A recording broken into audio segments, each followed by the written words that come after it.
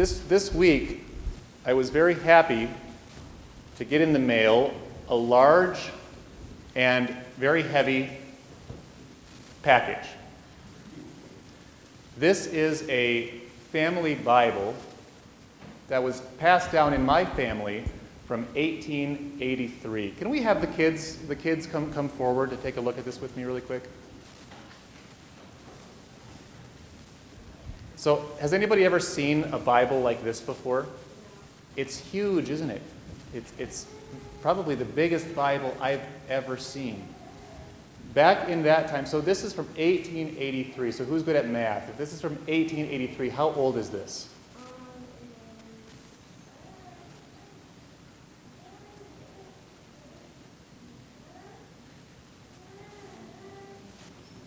Oh, not 800 years old. It is 140 years old. This Bible is 140 years old, and it's been passed from generation to generation in my family. Now, many families used to have books like this. In fact, often, if the family didn't own any other books, they would still own a big Bible like this. It might be the only book. Can you lift it, Josiah? It's pretty heavy. Pretty heavy, isn't it? I'm amazed for being this old, this book is in remarkably good condition, that I can turn the pages just fine with no issues. And look, if we open up this Bible, we'll see there's all sorts of illustrations in it. This is showing different things that were in the temple, different scenes from the Old Testament, all of them just beautifully illustrated. So this might be the one book that the family had in the house, and this would be their one opportunity to read and to learn anything about the world beyond their own homestead. Now, what was really interesting and great about these old Bibles is that they weren't just Bibles. They had inside of them records where people would write down when anybody got married, that would be written in here. When anybody in the family was born, that would be written in here. When anybody died, all of that was written in here. So I have in here my family records. This was only filled out until about the 1930s. But we have all these wonderful records here. Tellingly, I thought this was a little bit humorous. This is for the grown-ups a little bit. There is also a temperance pledge that was signed by nobody.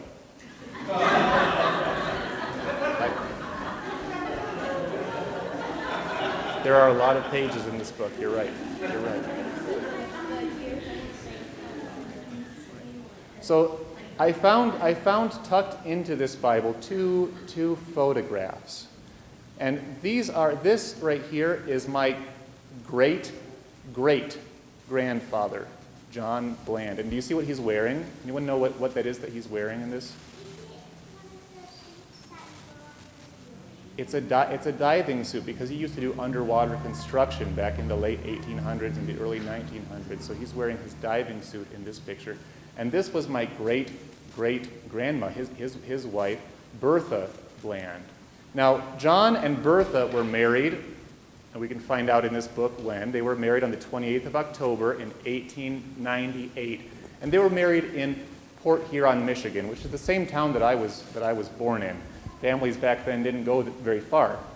But this family happened to be a little bit of an exception to that rule because they had 4 children at first. One of them, Johnny Bland, passed away when he was only 1 day old. But with the 3 children that were left, John and Bertha got on the wagon train. They decided to become homesteaders, and they came out to the good old state of Colorado and set up a homestead right here in Colorado. In southeastern Colorado, near the tiny little town that still exists today of Vilas, Colorado. I don't know if anyone's familiar with Vilas, Colorado. Population is about 90 today in southeastern Colorado. Well, they set up a homestead there, and one of their children was born here in Colorado, and that was Clara Bland on the 29th day of August, 1910. Clara is my great-grandmother. So my great-grandmother was born right here in Colorado, and I think that makes me a native. I remember when my great-grandma Clara was still alive, she would tell stories about being born out here. And she would tell me that she was born in a dugout. And at the time, I thought she meant a baseball dugout. But it turns out that a dugout would be a house that was actually dug down into the ground. She was born in a house just like that.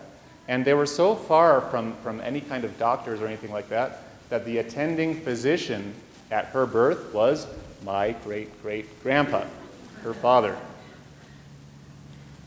Well, they stayed out here in Colorado for a little while, and it was a hard life for them trying to be homesteaders out here. And eventually, Bertha got fed up with it, and she told John, I'm going back to Port Huron, and you're either coming with me or you're staying here, but I'm going. And so they went back together to Port Huron, Michigan, where my great-great-grandma had another 4 children. And by the time she was done having a total of 9 children, she was very ill. So in this picture, she is in a wheelchair. She had to remain in that wheelchair for the rest of her life. Now, my great-grandma, Clara, after my great-great-grandma became ill, Clara only went to school until about the 6th grade. And then after that, she had to stay home to help with the younger kids, to help out her mother at home.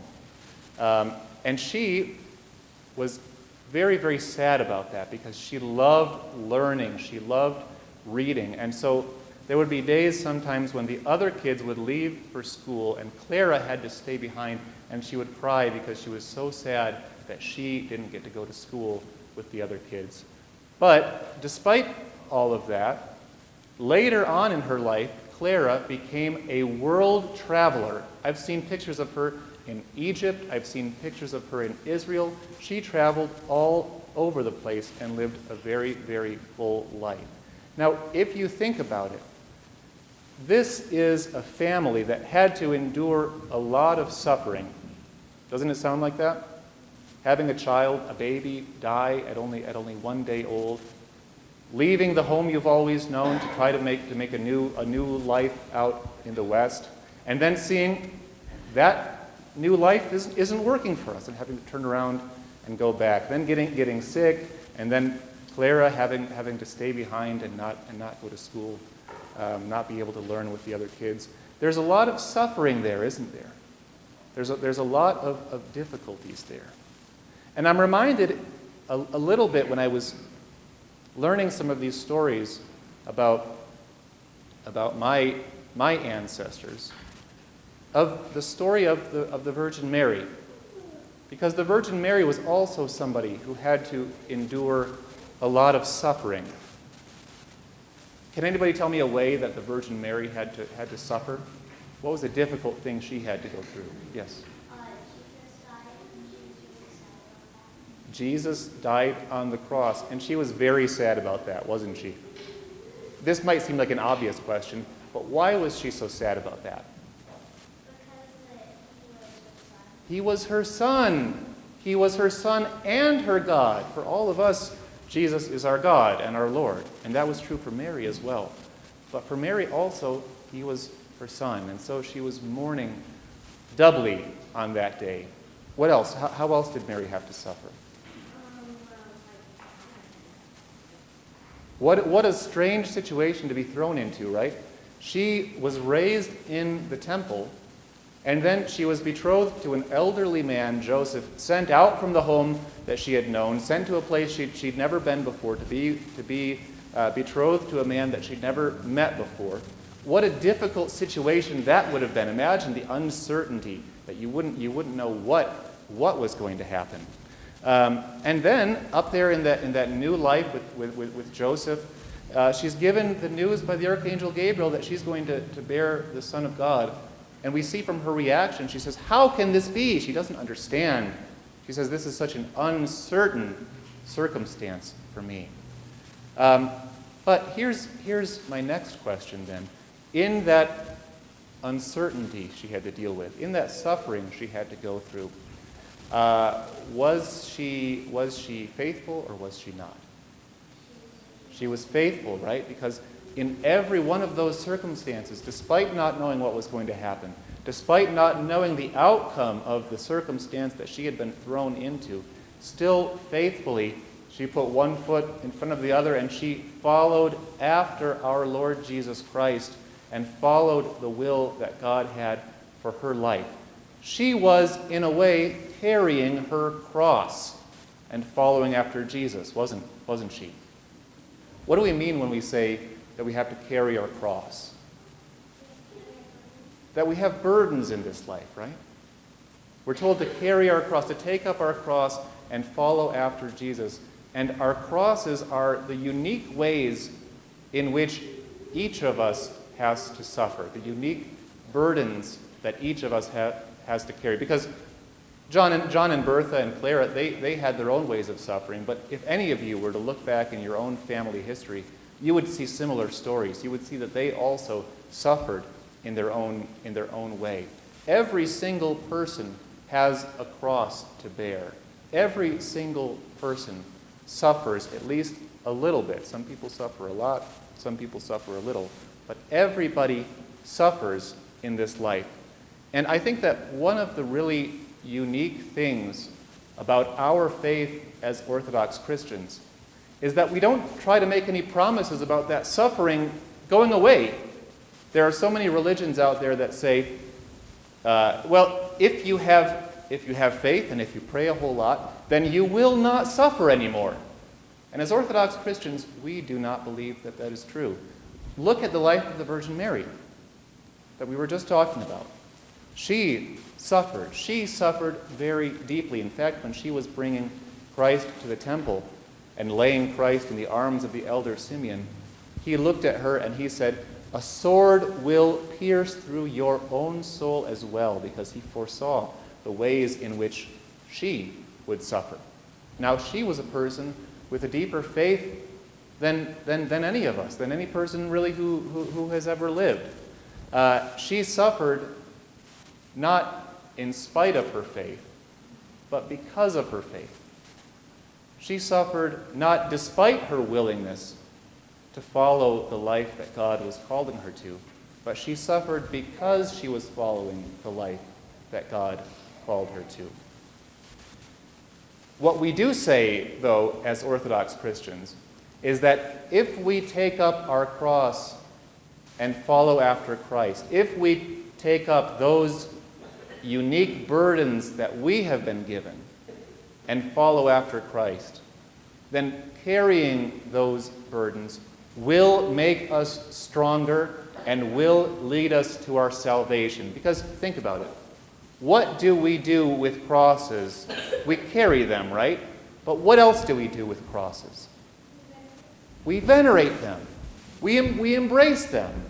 And so if our crosses are the ways that we suffer in life, then we're called not simply to carry them begrudgingly or something like that, not simply to carry them and be grumpy about it, but instead to carry them and to venerate our own difficulties, knowing that it's through those sufferings that we are growing in holiness, that we are growing in strength, and that we are finding our salvation.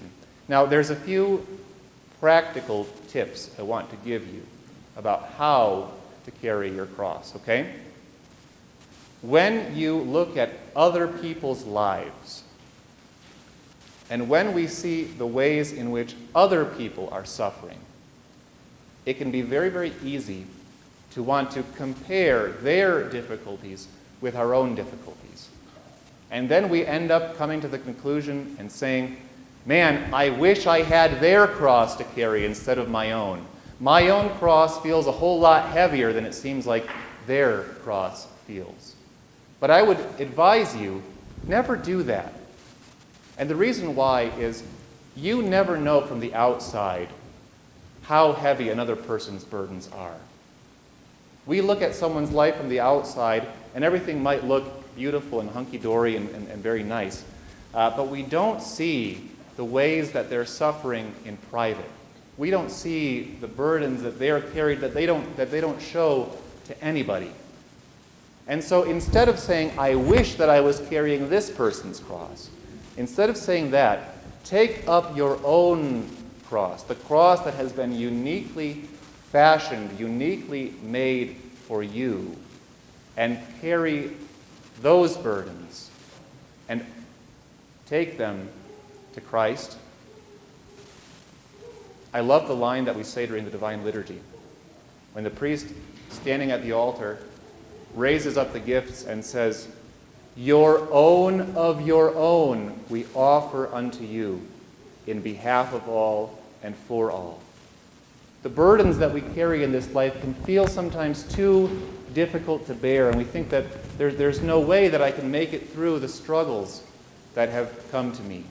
But if we carry those burdens faithfully and patiently and take them to Christ and to his holy altar, then we raise those struggles, we raise those burdens, we raise those sufferings up to Christ, and we say to him, your own, we offer unto you in behalf of all and for all. The one thing that we know about our suffering is that because Christ suffered the pain of the cross for our sake, however much we suffer in this life, however endless that suffering might seem to be, we never carry those burdens alone. But when we suffer, we know that our Lord Jesus Christ is with us. So as we look at the darkness that sometimes we see in the world around us, as we look at the difficulty, the burdens that we're called to carry, let us rejoice knowing that we serve a God who always brings light out of darkness and who always brings joy out of sorrow. God bless you all.